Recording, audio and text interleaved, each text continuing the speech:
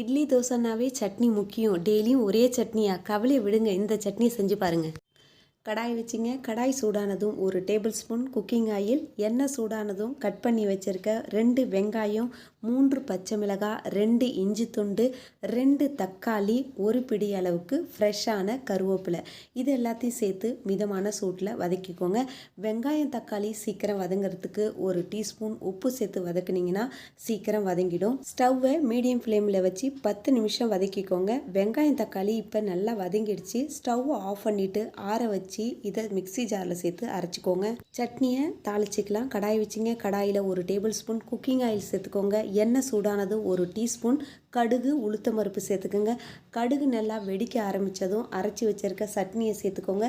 தேவையான அளவு தண்ணி சேர்த்து மிக்ஸ் பண்ணிக்கோங்க. முன்னாடியே கொஞ்சம் உப்பு சேர்த்துருக்கோம். தேவைப்பட்டால் கொஞ்சம் உப்பு சேர்த்து மிக்ஸ் பண்ணி இறக்குனீங்கன்னா சுவையான சத்தான கருவேப்பிலை சட்னி ரெடி.